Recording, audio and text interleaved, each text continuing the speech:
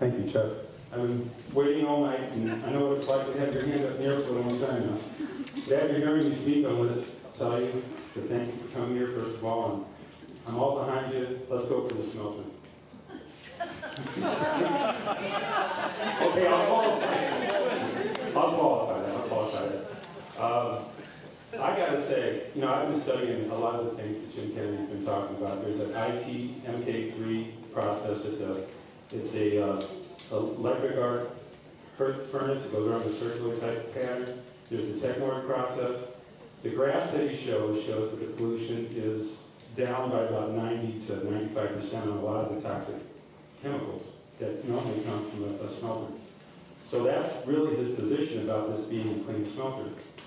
Now, I guess where I'm going with this is trust, because you know that we're lacking trust from all this because of the past. And you say, forget about the past, forget about the past. You're starting to sound like Mark McGuire. I'm not here to talk about the past. I'm not here to talk about the past. And since we're not talking about the past, let's forget about the fact that there was a glass factory back there one time. Let's forget about that past. We're going to talk about that.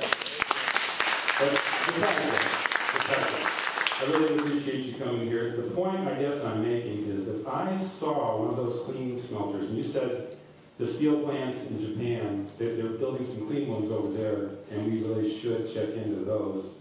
I'm not really aware of them using some of these new processes that you're talking about. And even if they did, here's the one kicker. Here's the real kicker that burns me, is they only control 80 to, at the best, 60% of the CO2 that comes out of those smokestacks. Now, you can argue to your blue in the face whether that causes global warming or not. You know, that's kind of you're a politician. You can speak to that. And Barack Obama and McCain are talking about it right now, but nobody's listening. But it's got to be something that comes up after the president's elected. But that thing is going to put out a bunch of CO2. Now, his solution to that is carbon capture and sequestration, which is to put it underground. Now, here's my point. We're talking trust. And this is all new technology that has never been used anywhere. Now, if it was down in Convent, Louisiana, or if it was in Mount Vernon, Alabama, where they had a 3,000-acre farm that they put it on, away from hundreds and thousands of people, I'd say go for it. Try it out, see if it works. But I don't want to be a guinea pig here. I mean, that's the thing that really gets me. Now, if it was proven technology, like I said, I'd say go smelt it. I'd be right behind you. So, are you aware of that? Do you have a position about that? About what? I know global warming? Global warming? Absolutely. I totally agree that that's happening. Do we need to reduce carbon, CO2? Absolutely, we need to. All right. So what do you mean? The new technologies that, you know, it's going to be close to people, and it's brand new technologies. You know, they built the Herky lead smelter in a neighborhood, and they thought it was good back then.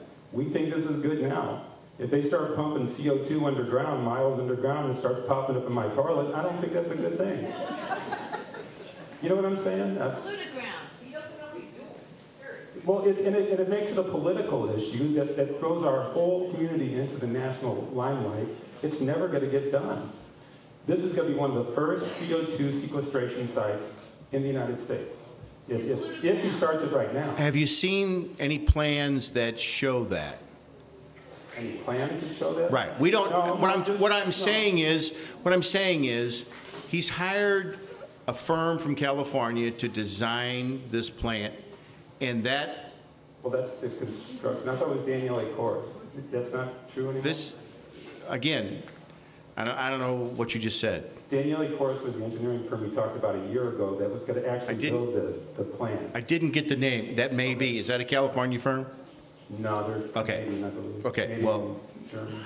What Al Barisi told me was that they hired a California firm to design it, and I don't know whatever technology is used has to be proven technology.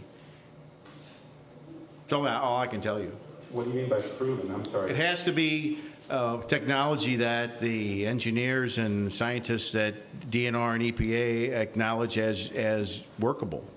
as usable, as It has to be operational. Best, there's a term for it, best Right, available technology or something like that, BACT, best available control technology. right. I don't think there's anything about proving it.